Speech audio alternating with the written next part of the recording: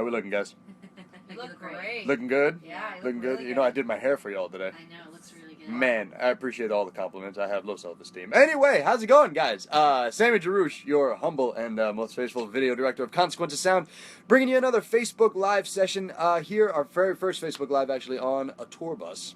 Very momentous occasion. And a very momentous occasion as well because we're here with two very, very special guests. Your favorite band, as well as mine, Tegan and Sara, and they're sitting right over here. What's going on, guys? That was awesome. That was a great intro. I thought it was. Yeah. I thought it was. Would you guys mind introducing yourselves and letting people know who exactly you are and what do you do? Absolutely. Hi, everyone. I'm Tegan. And I'm Sara. All right. We make up Tegan and Sara. Well done.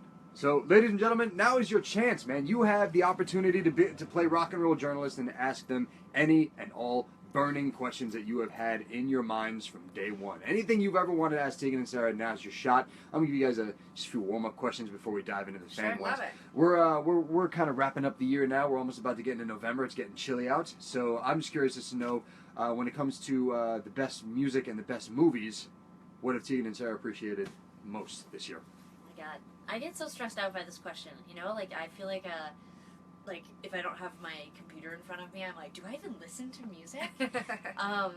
I really like the K-Tranada record. Is that how you say it? K-Tranada? Not just because he's from Montreal and so cute. It's also because I think that his record is just solid start to finish. That's probably one of my favorites. I really like the new Cass McCombs record. I love the Beyonce record. Shura, an artist out of the UK. We really love that. We toured with her a bit this year, so that was cool. Lots of great music. And then films, I barely see any anymore. I mean, I honestly... You liked Ghostbusters. I thought Ghostbusters was great. I love how that's the one movie you're like, Sarah saw Ghostbusters. I saw a lot of documentaries this year that I really Yeah. liked. Like, I've been watching... I think I'm on that same timeline that a lot of people are on right now where we're watching a lot of TV and binge watching, so Yeah. movies feel long to me all of a sudden. Like, I can sit and watch 8 episodes of TV, but somehow sitting through, like, an hour and 35-minute movie feels like school. It's torture. But I did watch a lot of really great documentaries. Even on the flight here, I saw a really beautiful Nora Ephron documentary. I saw a documentary on the way here about female writers who write romance novels and how that genre is sort of written off as being You don't know either the titles to those silly. songs. No, people just Google that. No one needs names anymore. You don't even need to know the name of our band. You could just Google right now, like, Annoying people. Twins who never stop talking, and I bet you Tegan and Sara comes out. They're both HBO films. Everyone's already started Googling it right now. Exactly. Yeah, Exactly. All right. So we've got we actually got a ton of questions that are coming through right now. And we got a question actually from Josh Moroner, and he wants to know what your favorite Prince album is. Good. This is just like, we have this joke that men love asking what your favorite things are and like also making lists. Like they're always like, top 5 Beatles songs, go. And you're just like, what? I don't want to have to answer that. Like I don't want to have to pick my favorite Prince record. I love all Prince. I mean, my favorite probably for years and years and years we covered When You Were Mine. We thought of it as being more like a Cyndi Lauper song because it was on the Cyndi Lauper record of our childhood, and I was just home in Vancouver and I was alphabetizing my record collection.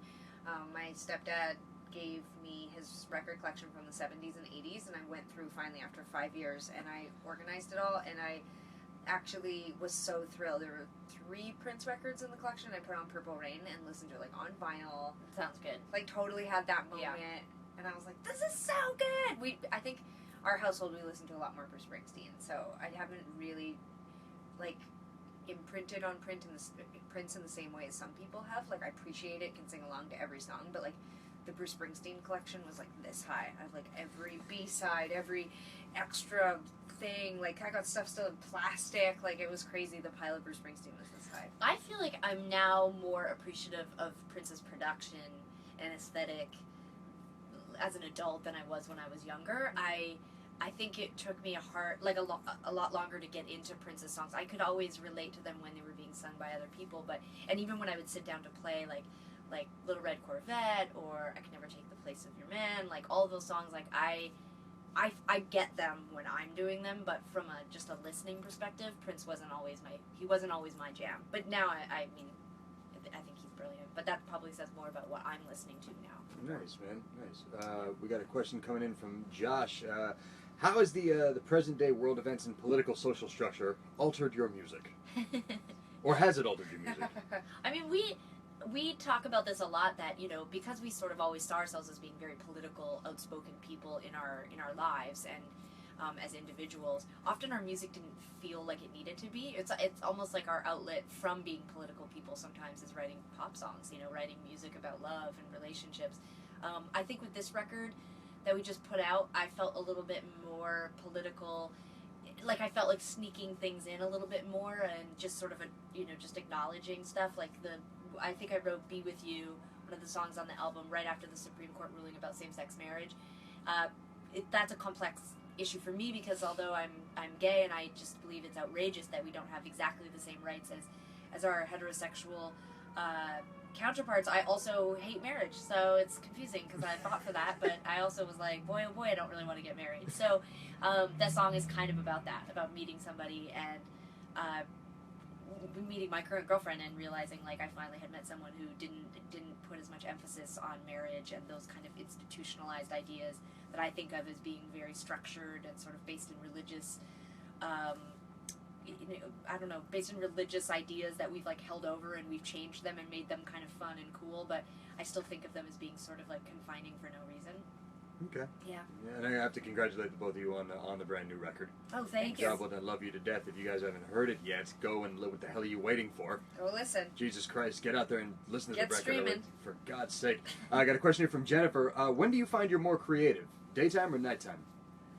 I think I speak for both of us when I say that we both keep pretty regular hours when we're writing and creating music, and we tend to be daytime people, so we tend to wake up and have coffee and read news and it's weird because then make music. Like, what is creative? You know, like, because I think sometimes we work during the day, like, yeah, but creative, like, at night, I think of sometimes being like absorbent. Well, part of the creative process is going out for dinner, having a couple of drinks, and then coming home and listening to what you wrote all day long, and then tweaking out on it, sleeping on it, and then starting again. So it's true. The creative process really isn't a start and stop thing. You're constantly picking stuff up. I think of, like, our entire record cycle as, like, an opportunity to learn and experience and feel and collect memories, and then when we head into the studio, I've had, ample time to sort of mine those things for good songs. So, but sometimes the actual hard work happens during the day. And I wonder about if that was sort of born out of like problems that we had both early on in our writing careers, where people we got in trouble for writing to being noisy. Like, I lived in an apartment in Montreal, and my neighbors were old French people who would pound on the wall or pound on the door when I would just sing, like, just singing, So I think I tended to make myself sort of quiet at nighttime because I was afraid that I would get in trouble. And also, this sounds so childish, I'm like 36 years old, but I get spooked at night, and so I don't like to wear, like, headphones and be listening to loud music because I can't hear if there's an intruder or a ghost. So. Got to be mindful of those ghosts. Yeah, be mindful. That's and, why I like Ghostbusters. Do you have a Ghostbusters pack? Are you ready to fight off all the? I want nothing to do with ghosts at all. I have no desire. I've never been, like, a spooky person who's, like, wants to see scary movies. I recently overheard a big in-depth conversation on a video shoot that we did. All these people were talking about their ghost stories, like completely straight-faced, telling each other at the table their ghost stories. I had to, like, actually leave because I was filled with disdain. Oh, wow. Yeah, I just, like, don't believe it. That's some serious conversation right there. It's like I'm daring a ghost to prove to me that they exist, but I just... Would you say either of you have ever had experiences with a haunted area, ghost encounter? I'm telling you right now that it's not a real thing. It's a stupid question, and we won't answer it with a stupid answer. We have a question here from Marquez Perez. He says, first of all, that you both are his heroes and idols. And his question is this. I'm currently a lieutenant in the U.S. Army part-time, and I've asked this question to everyone, and they always shy away from it. He's asked captains, majors, colonels. It's regarding transgendered enlisted soldiers. He's always wrestled with what he could do to help them feel comfortable and not feel segregated or alienated. Well, first of all, that's awesome.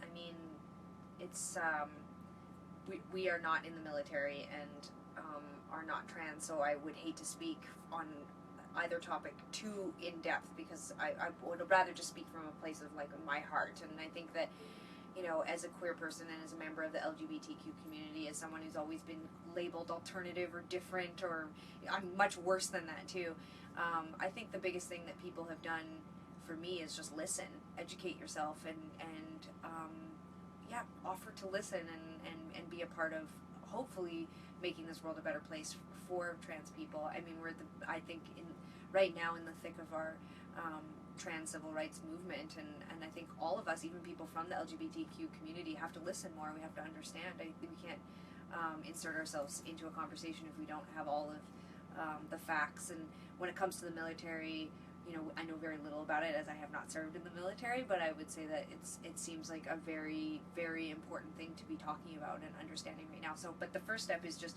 being open to listening and wanting to help, and offering an ear, and you know, I think, I mean, I don't know if you have more to add to that, but I think we definitely start there for sure. Nice. Yeah. I got a question from Melody. If you didn't go into music, what would have been your ideal career choice?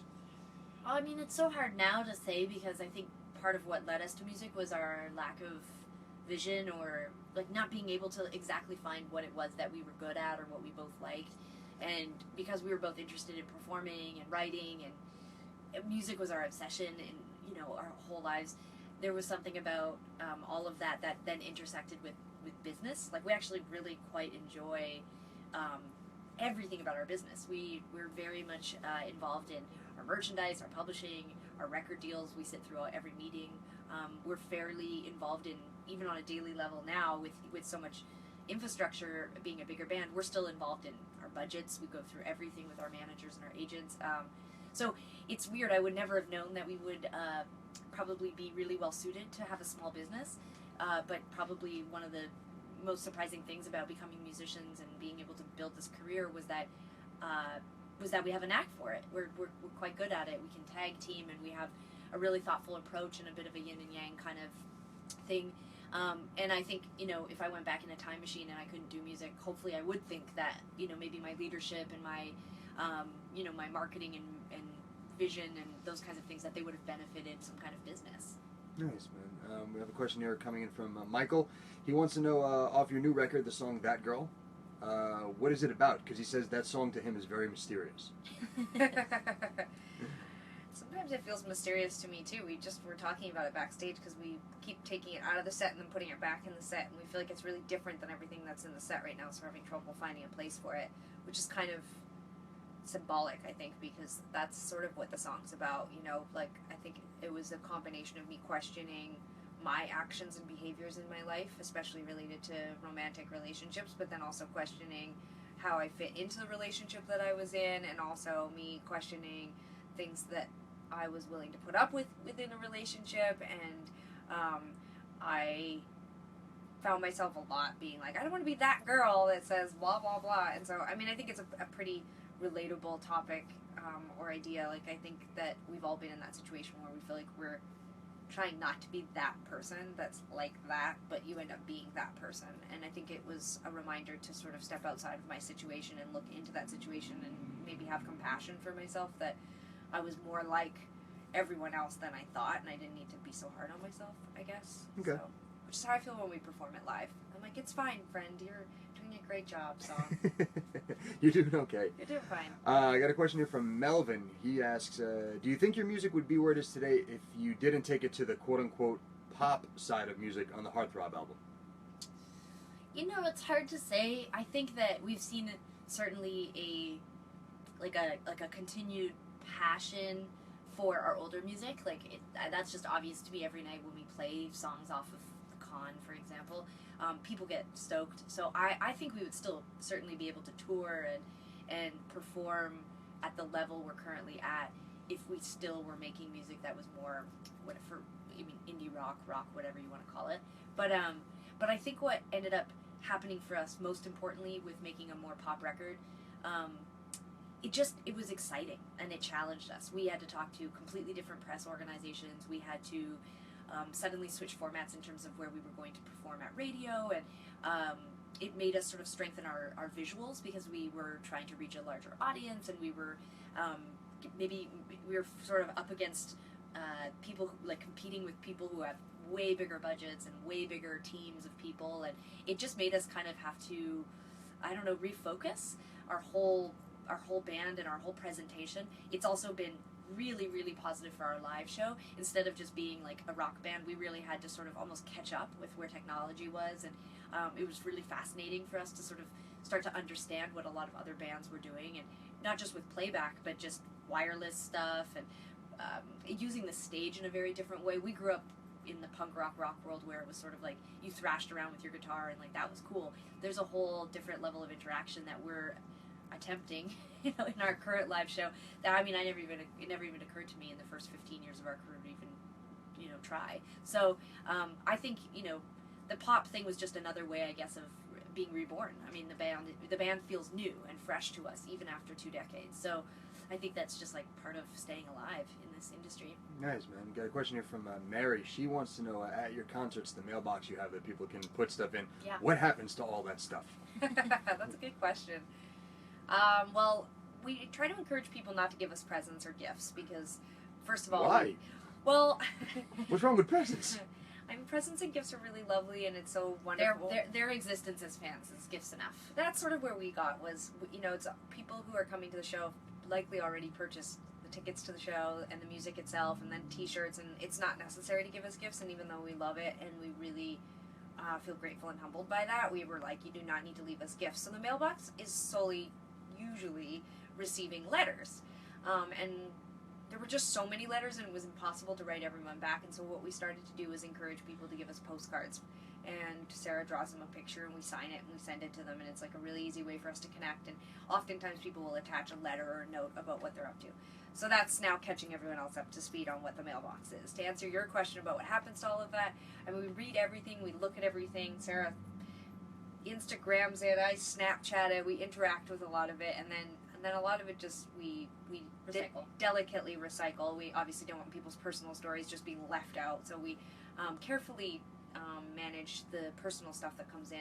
And then there is still like fan art and gifts. Someone gave us the poop emoji and the another emoji face pillows, and we use them every day backstage. And someone just actually got just an unbelievable kick-ass pair of high top Vans and painted it to look like our video for Hang On to the Night.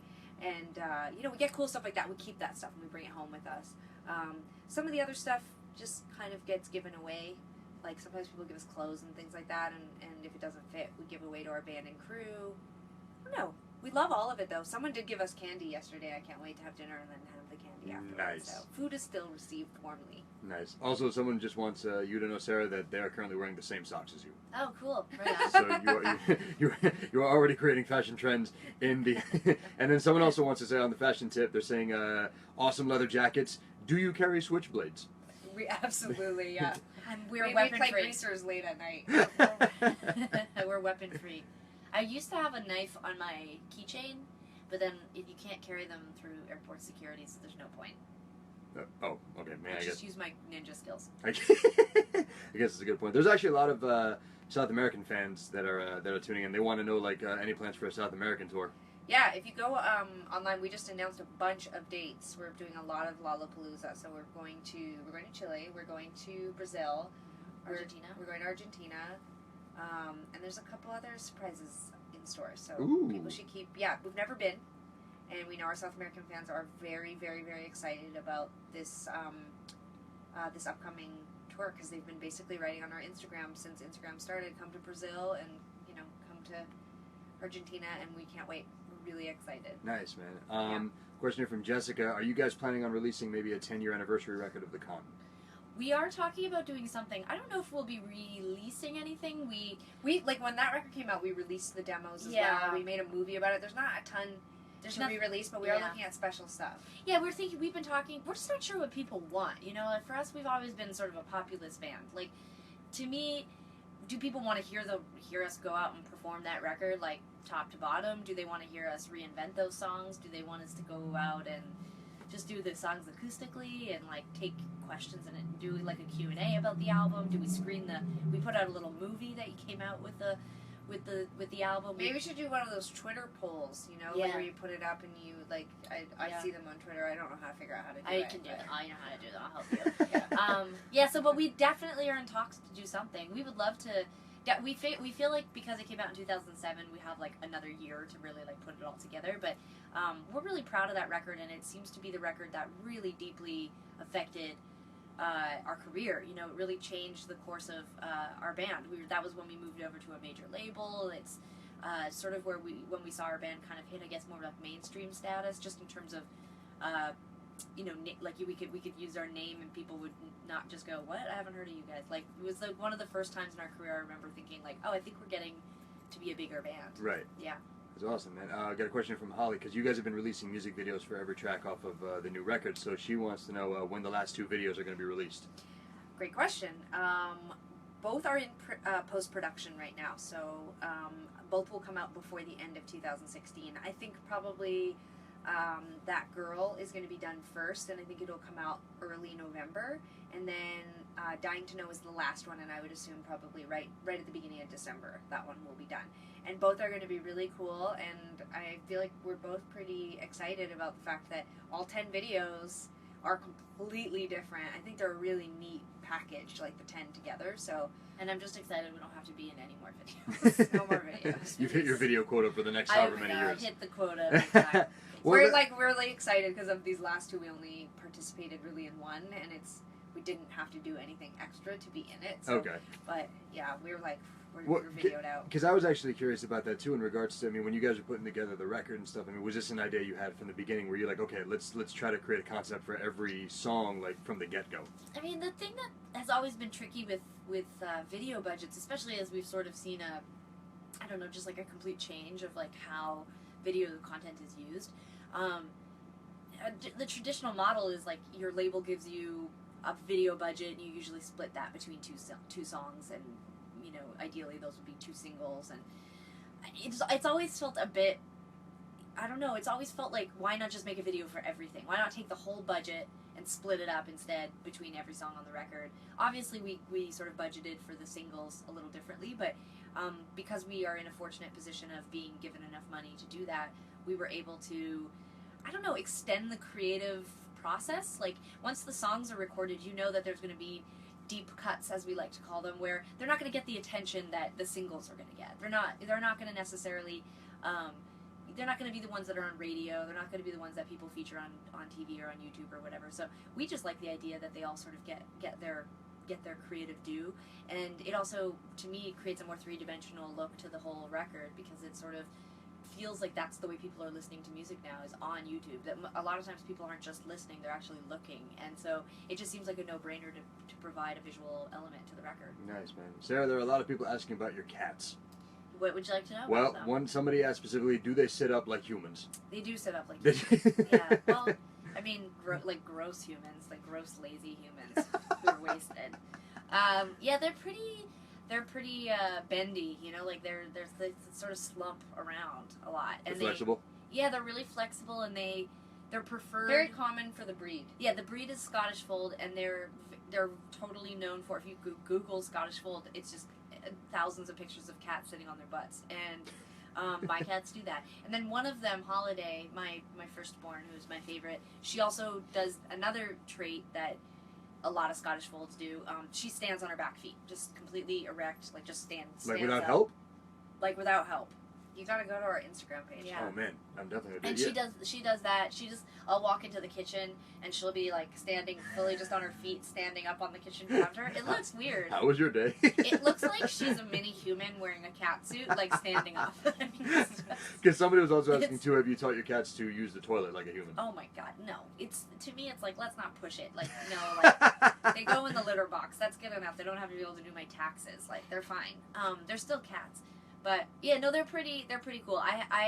I know that everybody thinks that their child or cat or partner is the most special or whatever, but they're pretty wild. Like, these cats have personality. There's no doubt. Nice. Got a question here from Eric. Pancakes, waffles, or French toast? Waffles. Yeah, I think waffles. Waffles. French Yeah. toast is good though. Like as soon as you say French toast, I'm like, No, they're right. all good though. Pancakes are good. It depends on the mood. If I had to just only pick one for the rest of my life to indulge in, I would pick waffles. Yeah, I kind of like waffles with the I like that there's structure and crisp to them. yeah, and then butter, and then it melts, and then you put this Pockets of butter. Ugh. Or have you ever tried like making like a huge waffle and then just like covering it entirely in like whipped cream and just No. going to town? Oh my That god, sounds delicious. Though. it's amazing. I mean, that's probably I why guess I'm good. that was yeah, that sounds pretty good. Taken many years off my life probably doing Yeah. that, but still. I got a question here. Favorite Snapchat filter? I don't. You do it. I don't. I don't know. I mean, we have our own Tegan and Sara Snapchat That's filter not that your we favorite. use. That we. It's my question. Okay, but it's not a truthful answer because it's not your favorite. Yeah, it is. I would say that my favorite Snapchat filter is ours. We have two, and one has Holiday and Mickey, and then one just says "Love You to Death" to her. And at every venue, you can use the Tegan and Sara filter, and I use it the most frequently. I like. Lately, the only thing I really use on Snapchat is I take photos of Sarah when she's both not aware that I'm taking photos and aware that I'm taking photos, and then I just add my Bitmoji doing ridiculous things around her. I'm not sure I understand Snapchat, which is probably why I use it, because I like it. I like that there's no comments. Right. I don't like think that. anybody really understands Snapchat. No, They and just like kinda you know, like roll Sarah with it. Kids uses do. Sarah Kids do. uses Instagram. I like she does all her posting for us. Like so, I'll send her photos of funny things. Okay. And we, like post this, and then I run our Twitter along with Sarah and our management who post all the like info that you might need, like set times, like tickets. Tickets are available, that kind of stuff. Sweet. Snapchat is literally the only thing I really use it for. Is just putting my Bitmoji, like swinging on a vine past Sarah sitting backstage, putting her makeup on. Like I don't know, it's stupid. But if you like that kind of shenanigans stuff, like we're big on social media. We like it. Well, there you go, guys. You can follow them on all sorts of social media. We're on Snapchat, Facebook too. the Instagram, the Facebooks, the Twitter. I mean, I know Twitter was like down today for a significant amount Was of it? time. Oh, Well, no. oh yeah, no, a ton of websites got like hacked today, I and saw so like they all this. got like taken out, like Spotify got taken out, Twitter, Reddit, all that stuff. Oh my god. But it's all back now, which means all you guys can go and jump on their social media feeds and see what they're all up to, see what Sarah's cats, why they look like small humans, and all that, all that other stuff. Again, guys, thank you so much for taking the time to hang out. Thank you. It's our pleasure. We Sincerely- love the site. Thanks for hanging with us. Oh man, anytime. We're gonna. Oh, you can't really see it anymore. Oh, solid view. Look at this beautiful view of the theater.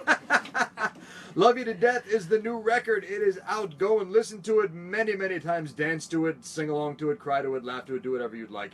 And Whatever you want. yeah, and how much longer are you guys on the road for now? We're up till the middle of November, and then a lot of international stuff next year. Just announced some Australian dates, and going to announce some more stuff in that region in the next few days. Europe, South America, the UK, and then back to North America all next summer doing all the big festivals. So lots of announcements coming soon. So follow us on social media and you can find out what we're up to. And on that note, we say farewell. Bye, Thank you, everyone. guys. All right.